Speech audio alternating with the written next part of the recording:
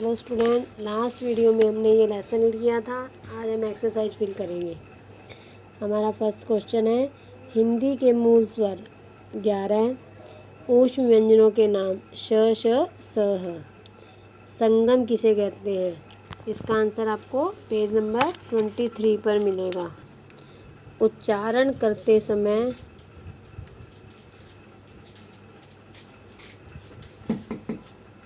यह भी ध्यान रखना होता है कि विभिन्न शब्दों की क्या सीमाएं हैं। इसी को संगम कहा जाता है।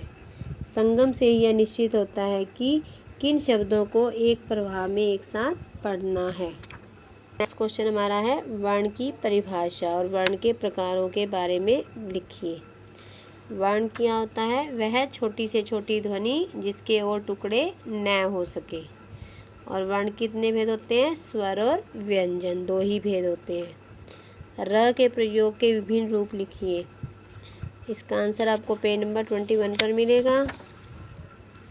ये देखो, जब र स्वर रहित होता है तो यह अपने से आगे वाले वर्ण से के सिर पर लगता है। इसे रेफ भी कहते हैं या घमंडी रह भी कहते हैं। ऊपर वाला रह होता है ये, और ये जहाँ पर लगता है उससे पहले इसकी आवाज़ आती है, और ये आधा होता है। स्वर रहित होता है ना, आधा। जब र से पूर्व जब कोई भी स्वर रहित व्यंजन होता है तो यह उसके पैरों में लगता है। हम कहते हैं ना, पैरों में लगकर ये खुद पूरा बन जाता है, और जिसके पैर में लगता है उसकी टांग तोड़ देता है, उसको आधा बना देता है।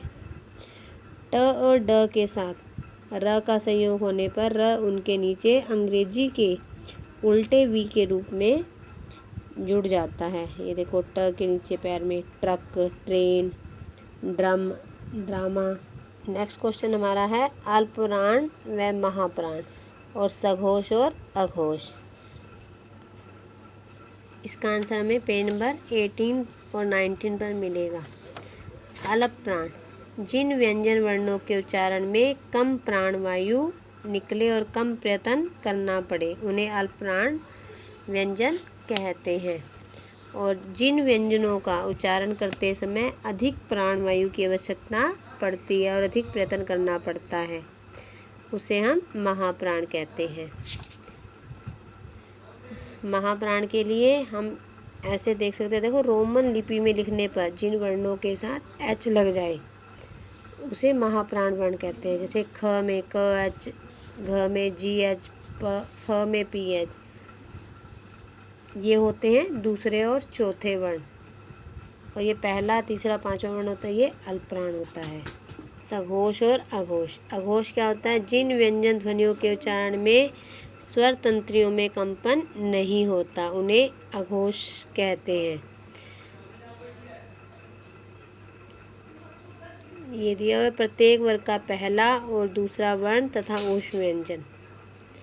सघोष, जिन व्यंजन ध्वनियों के उच्चारण में स्वर तंत्रियों में कंपन होता है उन्हें सघोष कहते हैं। इनका उच्चारण करते समय यदि गले पर हाथ रखा जाए तो कंपन का आभास किया जा सकता है, महसूस किया जा सकता है।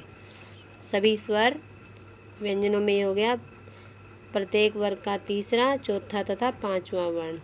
ह, हम, ढ, ढ। निम्नलिखित वर्ण वर्गों के उच्चारण स्थान उ, प, फ दोनों होठों की सहायता से, त, ल, थ दांतों के साथ जीभ लगने से। ये आप बोलकर भी देख सकते हो, आपको पता चल जाएगा कैसे हम बोल रहे हैं।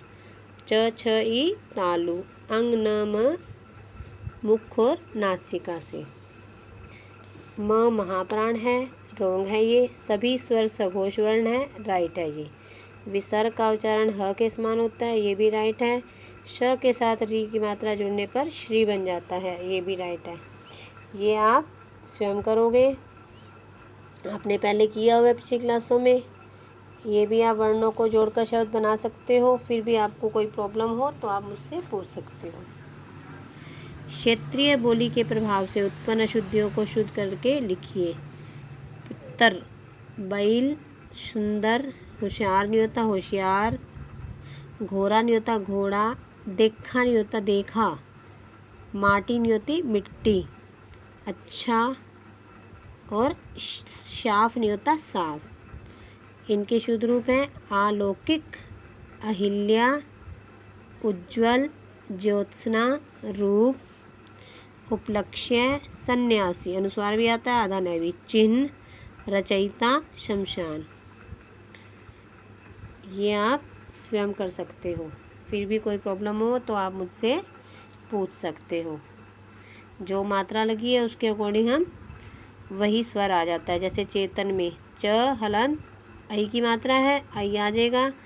त है त हलन प्लस अ, न प्लस अ, वो बन जाएगा। इसमें दो मात्रा, इसमें तो आई में तो दो आएंगी ना, तो एक मात्रा वाला आएगा। ये देखो ये आ गया हमारा। इसी तरह आप कर सकते हो। ये आपकी एक्सरसाइज कंप्लीट हो गई है। आप इसे कंप्लीट करोगे और लर्न करोगे।